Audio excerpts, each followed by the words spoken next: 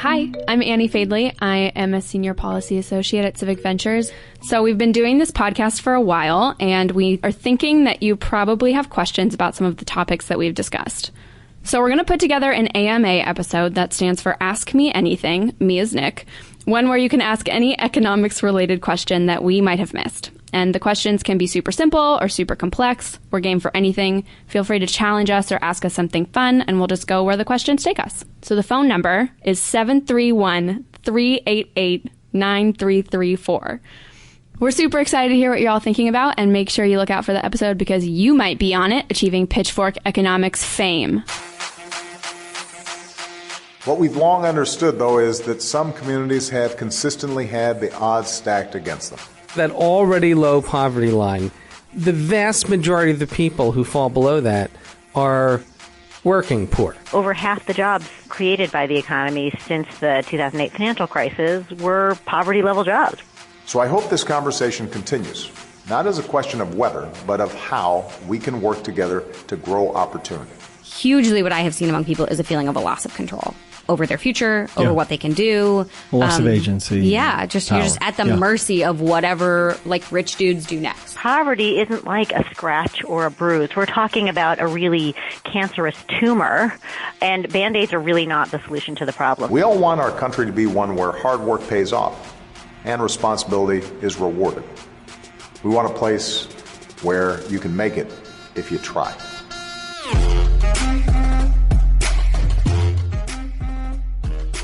From the offices of Civic Ventures in downtown Seattle, this is Pitchfork Economics with Nick Hanauer. A pointed conversation about who gets what and why with one of America's most provocative capitalists.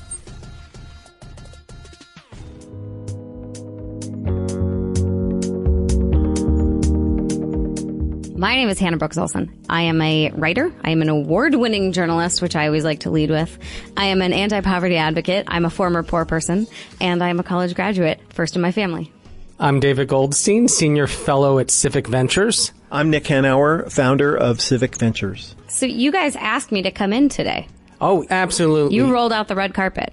We rolled out the red carpet, Hannah, partially because we miss you, and partially because, this is an episode on poverty and why it's so hard to get out of poverty. And Nick and I know a lot about the numbers, but we are these spoiled, privileged white men who actually never experienced poverty ourselves.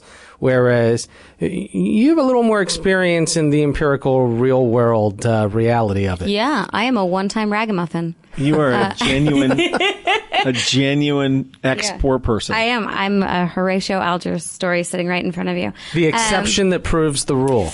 I think I'm actually the exception that proves that you can get exceptionally lucky over and over and over again, and that even people who live in some degree of poverty can also be extremely privileged. Because that's the other thing is I'm still white. I, grew up with parents who valued education hugely, even though they didn't necessarily have it. You were already 1,000 times ahead. But I also, I live in a family where both my siblings who are also extremely, extremely smart, both don't have college degrees, and they have very sort of, my sister especially is a total, more of an American dream than I am. She's a small business owner with no degree, and she's amazing at it. But she's also someone who got lucky in a lot of ways. Well, that's a great starting point because I want to make a distinction here between the empirical reality of poverty, which we'll talk a lot about on this episode, and the theoretical and narrative devices that we use to explain or explain away poverty, as the case might be.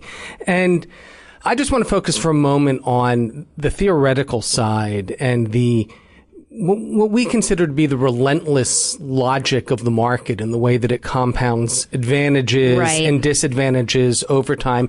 And we mean that quite literally. Nick, throughout the series, we have made this distinction between the neoclassical orthodox economic model of the economy as a closed equilibrium system and the emerging science that models the economy as a complex, adaptive, and evolutionary system.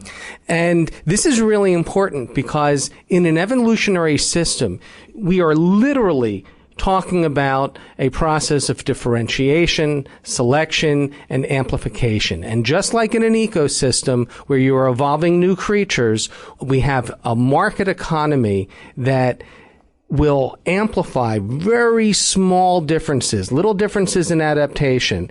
And you can have very small differences in starting point or even just tiny, seemingly insignificant random events. And that can result in very large outcomes that seem outsized compared to where you started. I mean, I think one really good example is say the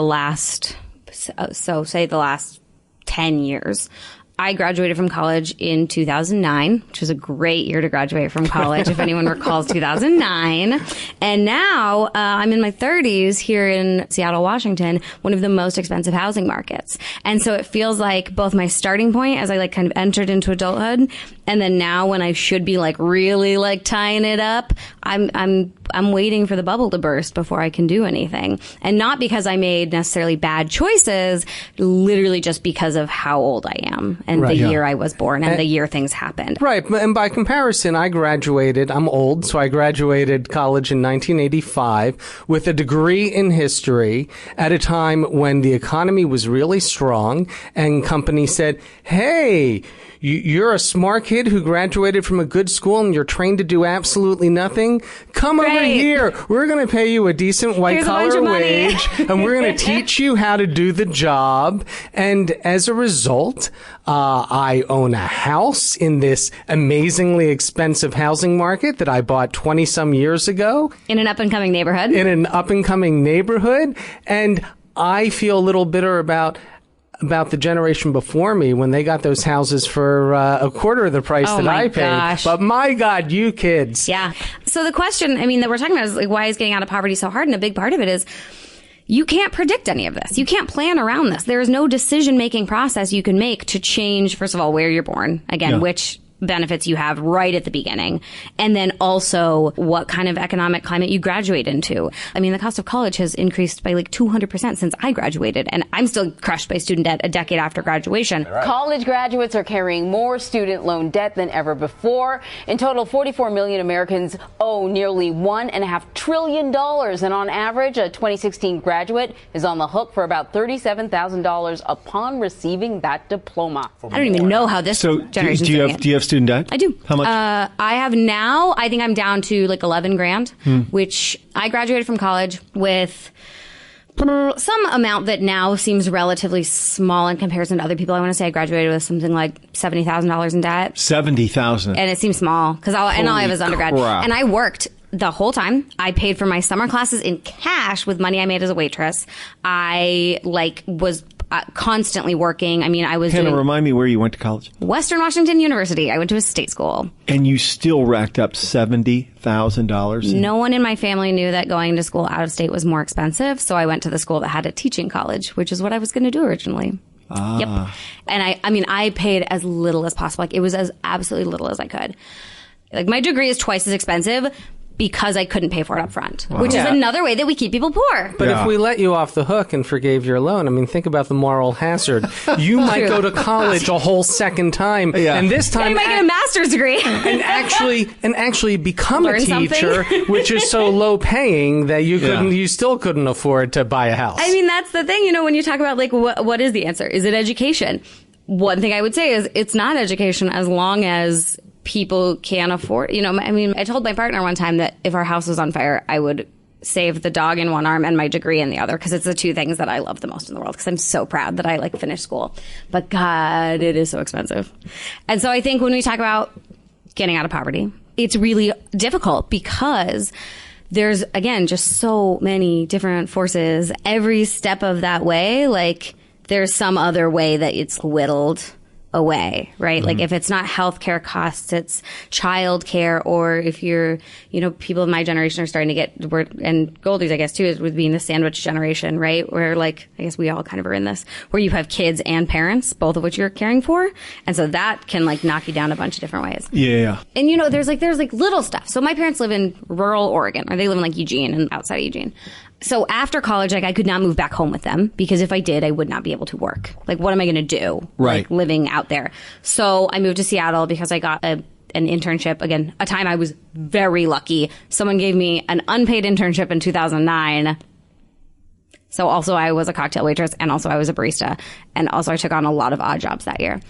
But during that year, you know, when I was working bananas hard, just trying to like pay rent, stay afloat, my friends who had parents who lived in Seattle, who were from Seattle, had a huge advantage just because they had somewhere to crash for free.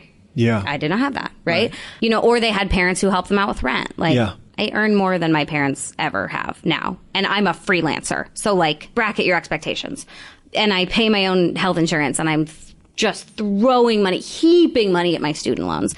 And I'm still doing great, like, by my account, because we, like, can go to dinner and it's fine. And I'm able to save money. But it's because we're lucky. It's not because of any decisions we made. So, like, when we talk about, like, who is poor, there's so much moralizing that goes into it, when I think we really need to be thinking a lot about luck, circumstance, and like who's born on third. And that's the biggest aspect of luck, is how you're born. Whether you're born poor, born middle class, born wealthy, born white, or born in a place where there's jobs once you get out of high school, you know? Right, like, which was different back in the 1960s, when you could be born into a small town in the Midwest and graduate high school and get a union job at the local factory, where you were guaranteed a middle-class wage and a pension. Right, and vacation and benefits and so forth. You know who knows a lot about this stuff? Our friend Felicia Wong from the Roosevelt Institute. So we thought we'd touch base with her about some of the metadata on poverty, what we can do, and also whether or not we're even talking about this right.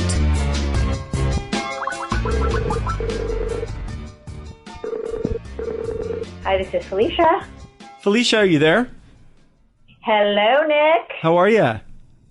I'm great. How are you? Good. Hi, I'm Felicia Wong, and I'm president and CEO of the Roosevelt Institute. So we have some questions. Today we're talking about the economy, as we always do, but specifically how the economy is sort of rigged toward inequality and also sort of keeping people there. So can you talk to us a little bit about the past, like, 4 or 5 decades, and how we got here and what some of those decisions were? Well, I think part of the problem is that for many decades, at least since the 1980s, we have thought about people in poverty as needing certain kinds of programs, right? Food stamp programs, other kinds of TANF programs. And look, these kinds of programs in the poverty alleviation frame generally is really important, but in a way these are kind of like Band-Aids. Like, these are not the right policies because they are not really cures. And one of the other problems is that poverty isn't like a scratch or a bruise. We're talking about a really cancerous tumor, and Band-Aids are really not the solution to the problem. So I think it's important to look at much deeper ways in which the structure of our economy is actually driving poverty. Right. And so, Felicia, what I often say is that people are poor because they're not paid enough money. Right.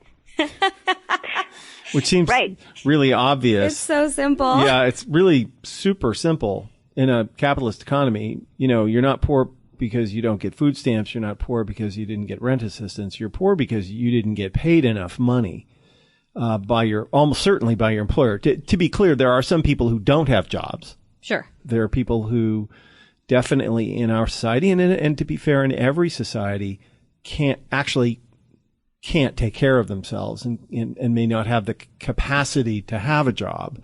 But that's a relatively small proportion of the people in our country who are struggling. The vast majority of people who are struggling actually do have jobs and are still poor. So how do we get there?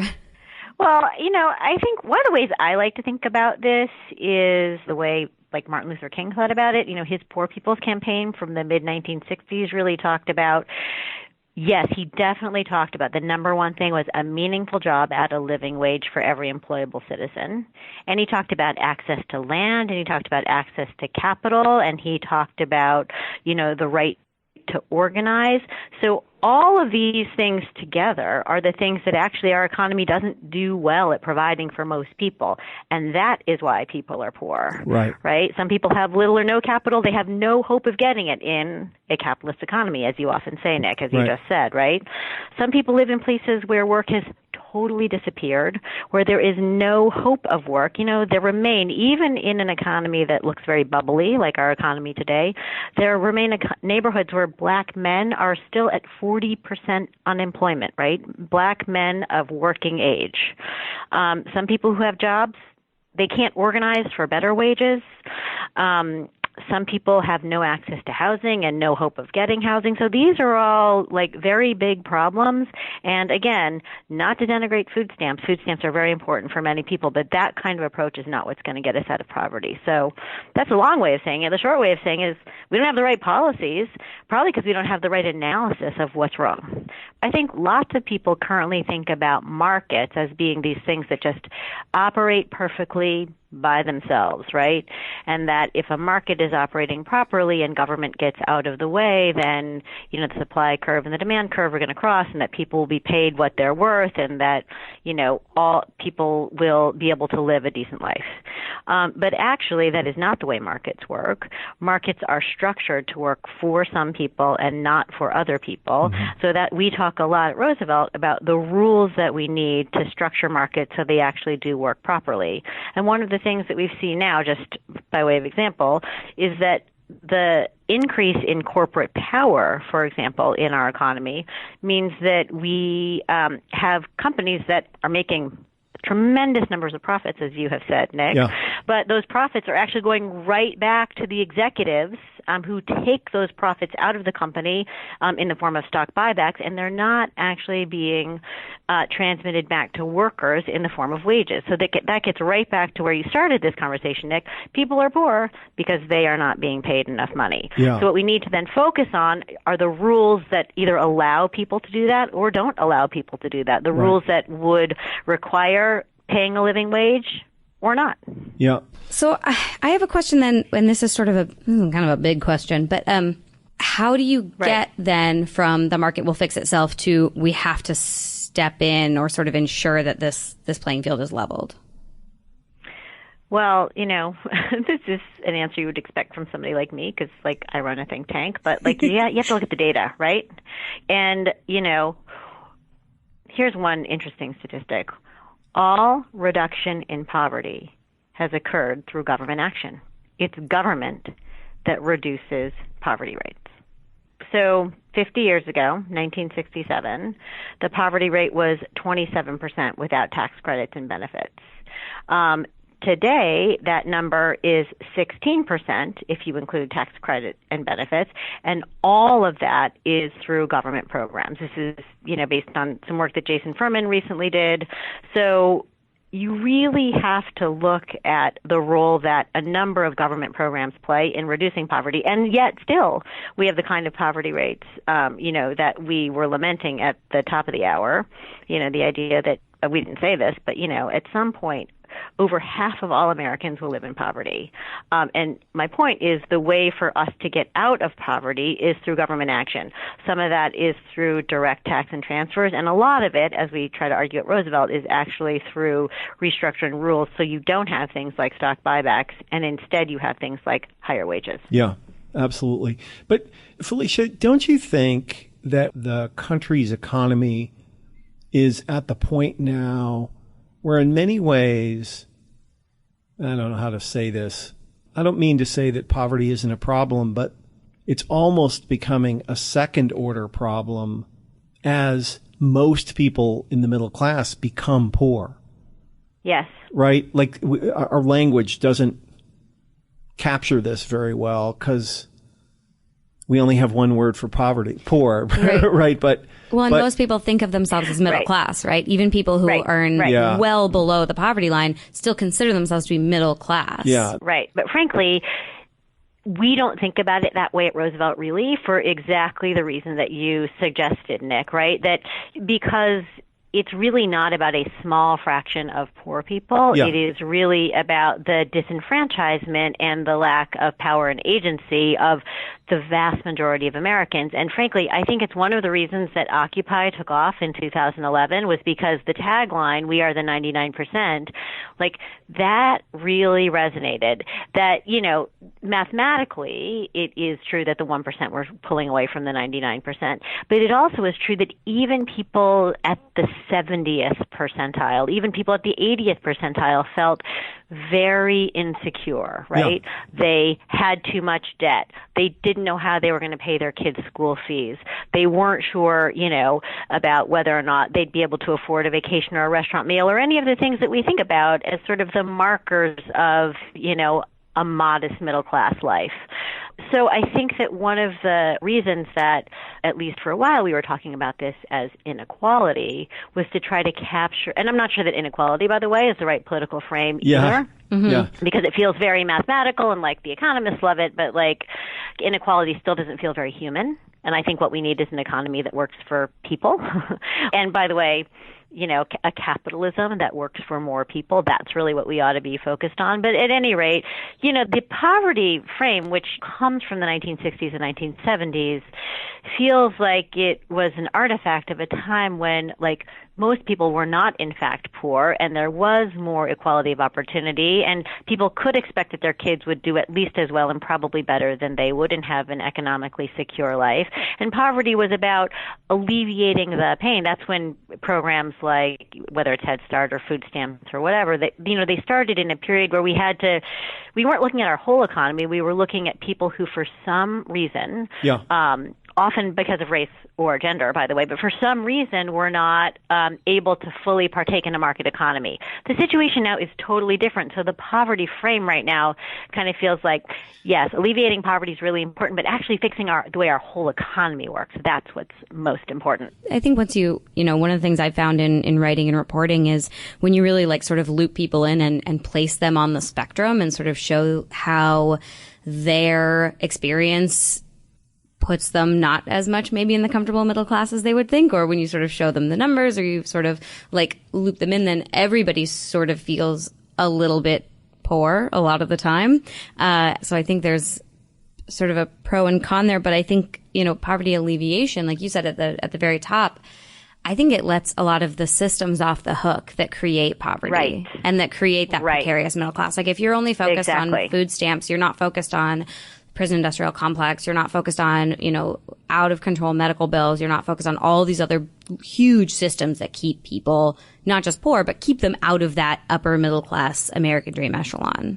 I think that's exactly right. But I think one of the most pernicious ideas that actually a lot of people on our side, lots of progressives have come to believe, certainly neoliberals, as that people are poor, people aren't paid enough because they're not well educated enough. Right. And this is a super pernicious idea. Right. That is just objectively false. And that's not right. That is not true. That is not true. But it's this trap that you can get into, which is to come to believe that the people at Walmart who are paid $7 or $8 an hour are paid that because that's what they're worth, because that's all their educational attainment allows them to deserve. Because they didn't bother to, try, right? Whatever. Yeah. And it's a tricky area because on the one hand, yay, more education is always better. And on the other hand, no, that's not why people are poor, and it's not why people are poorly paid. So if Felicia Wong was in charge of everything, what would the top 3 things be that she would do to fix this mess? Sorry to put you on the spot there. Oh, my gosh. Well, I do a couple things. I would definitely think about ways to kind of right size and or right incentivize large companies and kind of I would go in the direction of Elizabeth Warren's new kind of accountable capitalism bill, which talks about all kinds of ways in which very large companies need to actually be good corporate citizens. So that's one thing I would do. I think the second thing I would do is to really make sure that kids of all races have enough capital, enough potential to have some kind of wealth.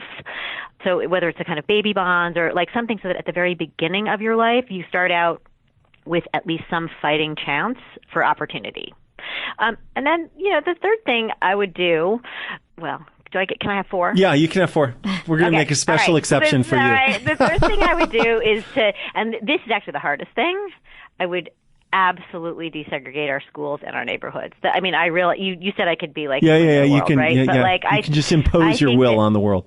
I think that the idea that we are so divided geographically by race and as a corollary by income and or wealth is absolutely pernicious. So I would desegregate. And the last thing I would do is like make sure that we have a democratic institution, small d, not big D, like actually have a functioning democracy, because I believe that only when people continue to have input and agency and voice in making all these decisions, only then would a system that you set up reasonably well from the beginning be able to have any fighting chance of self-sustaining. So those are the 4 things I would do. I think that's really awesome. Those are very close to the 4 I wrote down. I wrote overturn Citizens United and strengthen the Voting Rights Act as one. So I think we're on the same page there, Felicia. Same thing. Right. Same thing. You've got the legislation. I've got the, principles. But it's all the same. Yeah. All right. Well, Felicia, thank you so much for spending a few minutes with us chit-chatting about this stuff. It's great to talk to you. Great to talk to you. Thanks so much to both of you.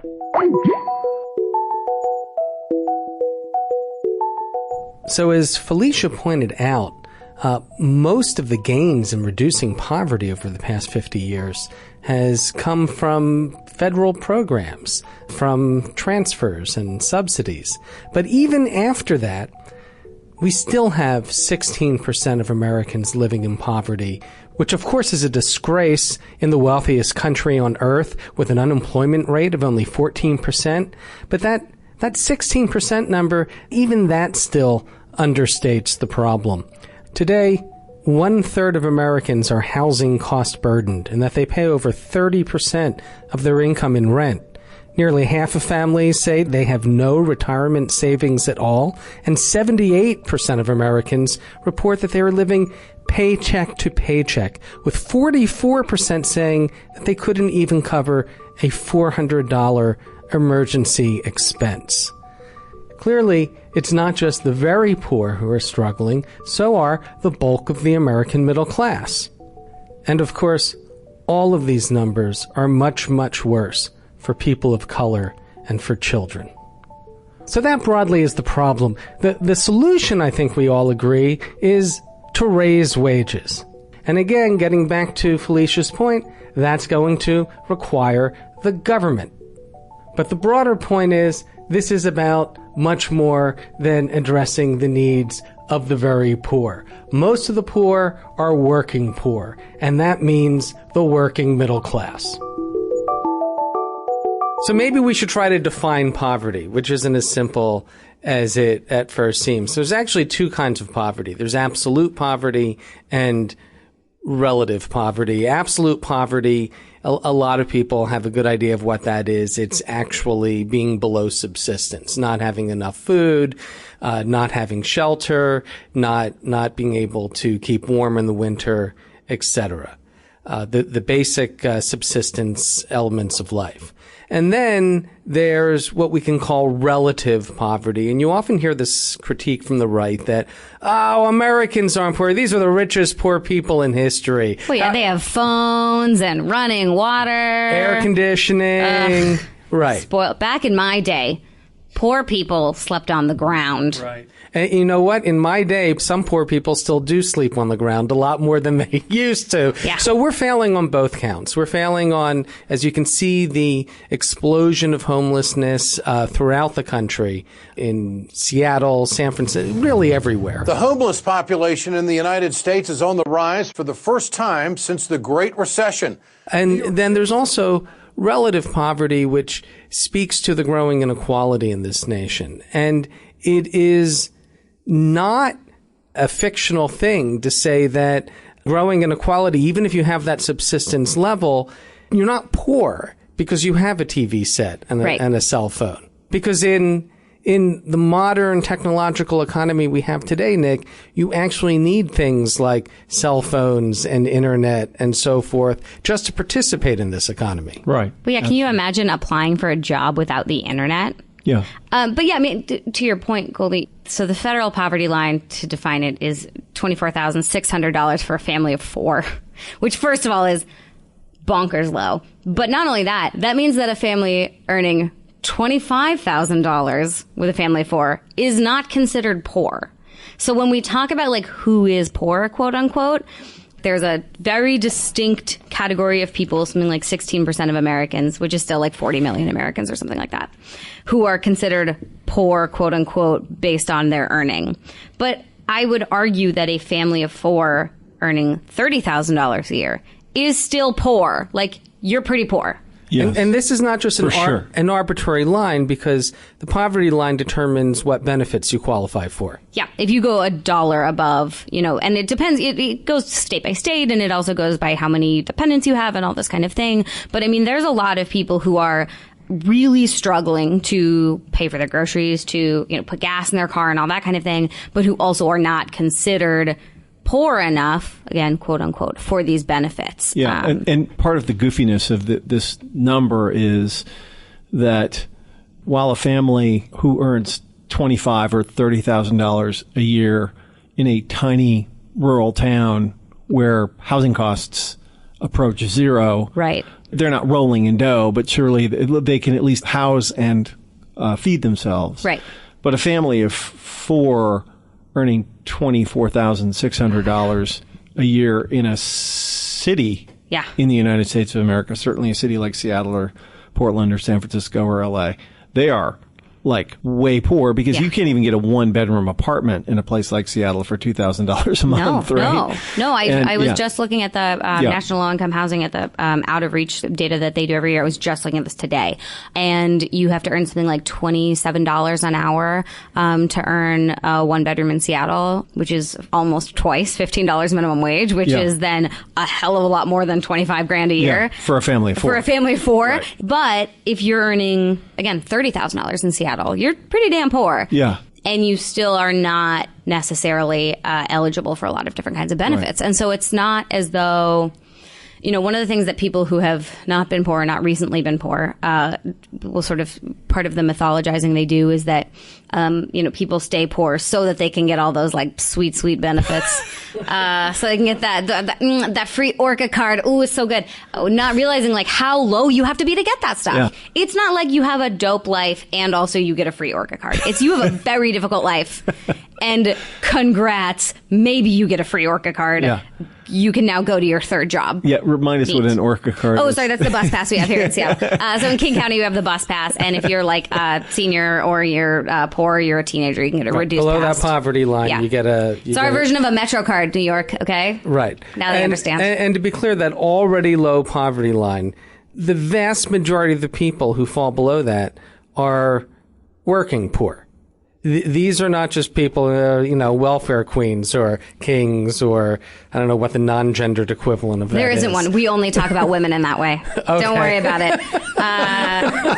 Don't worry your pretty head about it. Welfare Steves is what I'll be calling it. These are mostly working poor, and that means they are poor not because they don't have jobs, but Nick, you know this line. Yeah, because they're not paid enough. Yeah, I mean, if you think about... I think this is something we've come back to a million times, right? Is that if you work full-time, you should be able to live, period. You should be able to live. You should be able to rent a place. You should be able... And the idea that not only are wages, like the floor of wages, not in any way tied to cost of living is already difficult. But we have become so skewed in what we think of as like what people should earn. Like... We all were around for the Fight for 15, where people were like, $15 an hour, that's so much money. 40 hours a week, $15 an hour is not enough money to rent an apartment in Seattle. Yeah. Thus, it's not that much money. Right. Yeah. And so we pulled up some numbers earlier, and it was like of the working age individuals, the people who were poor but didn't work, it was because almost 20% were disabled, 10% were in school, a lot of them were taking care of somebody else. Only something like 5% were not working and poor. Like that was the intersect. Like it's very few. Most people have a job at some point. They either do seasonal labor. For example, one of the biggest seasonal employers is the stadiums. So people will work seasonally with the stadiums. People do holiday. They do fulfillment for Amazon. They do like any number of things. Yeah. One of the really interesting things about the federal poverty numbers are that the country is, as far as I know, has always had one number which describes the poverty level. Yes. And that number made a ton more sense during a time when the difference between living in a rural place versus a city was smaller. Yeah. And clearly we live in a time, particularly right now in our nation's history, where the difference between living in rural Oklahoma and housing yourself and living in urban Seattle or Chicago or New York and housing yourself is just exponentially different. And so as you consider that number and think about the number of people who are officially poor, and then you connect that with data like nearly half of American households are one emergency away from either homelessness or poverty, it begins to give you a sense for how the official number really doesn't tell the story. Right. Because if half the country is one emergency away from economic crisis, and 16% is poor, there's a lot of people. Who effectively are poor, but we don't call them poor because we've just as a matter of policy identified a number and just sort of put it out there as the number. And I think that our work on inequality and, just talking to people exposes how inaccurate that number is and how incomplete a way it is to understand the dimensions of the problem. We live in a society and an economy where while the official rate of poverty may be 16% and the official cutoff for being poor is $24,600 for a family of four, that really doesn't tell the story of what's going on in the country. That, in fact, a huge proportion of our fellow Americans are either poor or an inch away from becoming poor. And the problem isn't that a few people don't have jobs and are poor. The problem is that most of us do have jobs and are still poor because we're not paid enough money. And I think that inequality may not be exactly the right frame within which to litigate these issues, but poverty for sure isn't. The country doesn't mostly have a poverty problem. It mostly has a wages problem. So what you're talking about is adopting a much more ambitious frame. Yeah. Not a poverty frame. It's not about, people talk about how everybody should have a living wage. We need to move from this idea of a living wage, which is a subsistence idea, to a middle class wage. Yes. In the richest country on earth, our ambition is for everybody who has a job to be able to afford a decent, dignified, middle class lifestyle. Yep. And I think defining what middle class looks like and what people can expect as a middle class person. Yeah. Like, I think people don't even know what it is acceptable and appropriate for them to expect anymore from a life that is considered to be middle class. Right. And I think one of the only ways that we can do anything about it is also just like show how much bigger it is than like food stamps. I think one of the things that Felicia mentioned is, in addition to like raising wages generally, we also have to give people a better voice in our democracy and make voting more accessible and make people feel more connected to their local lawmakers and generally be sort of involved citizens to feel like they have some control over this. Because I think hugely what I have seen among people is a feeling of a loss of control over their future, over what they can do. A loss of agency. Yeah, you're just at the mercy of whatever like rich dudes do next. And you can't ever really be middle class if you live in constant fear of falling out of the middle class. Yeah.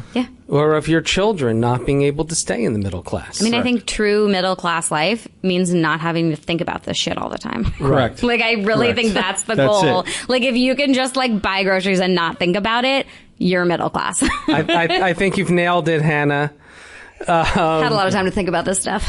Thanks, Hannah, for coming back to the office for a day and giving us a little well-needed perspective. It was great. On the next episode of Pitchfork Economics, we're going to take a look at pay equity, why women still only make 80% of what men do, and what we might do about it. Dun, dun, dun!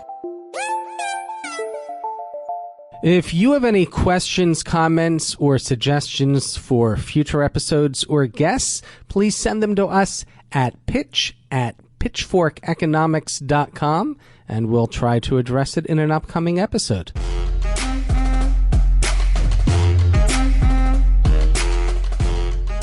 Pitchfork Economics is produced by Civic Ventures. The magic happens in Seattle in partnership with Large Media, that's LARJ Media, and the Young Turks Network.